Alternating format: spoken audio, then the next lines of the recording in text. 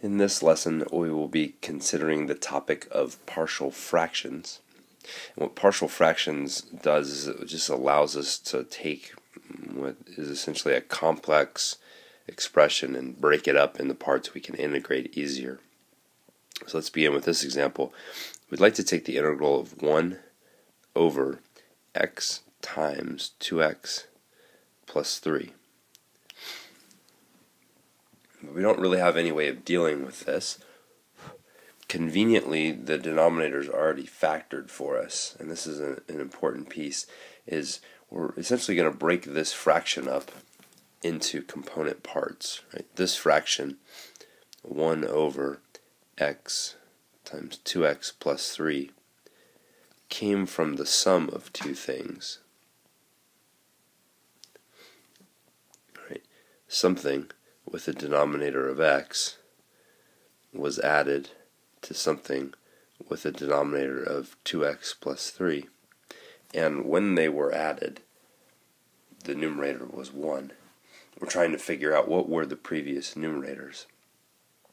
So one thing we do know is that all fractions that get added together have a common denominator first.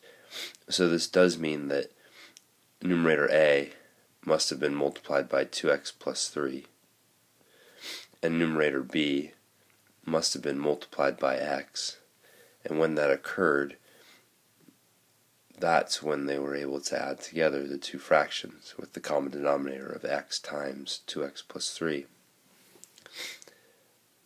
Now I'm going to consider exclusively the numerators for a moment. We know that 1, the final numerator, must be equal to 2a times x plus 3a plus b times x.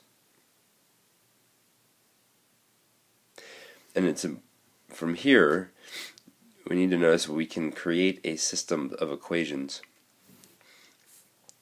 On the left hand side of our equation we have 0 x's.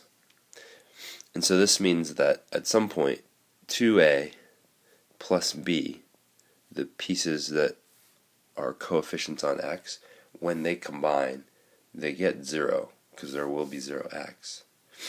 This also means that 3a must equal 1. And from this system of equations, we can solve for both a and b. Right? A is simply 1/3 at this point. This means that b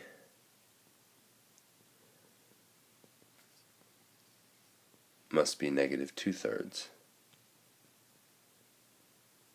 And so we've solved for a and b. We know what our original integral must have equaled. So if we just start over in a sense, our integral of 1 over x times 2x plus 3 dx is equal to the integral of 1/3 over x plus negative 2/3 over 2x plus 3. And these two things we can integrate. These are very much natural log. And so the integral of 1/3 over x is 1/3 times the natural log of the absolute value of x.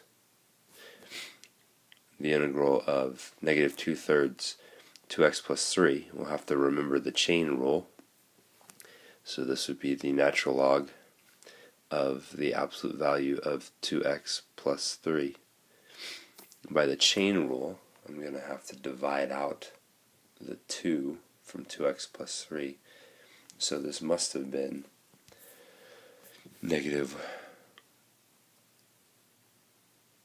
1/3 to start with, plus c. Now some final comments. For purposes of the BC exam, you will only be dealing with non-repeating linear factors.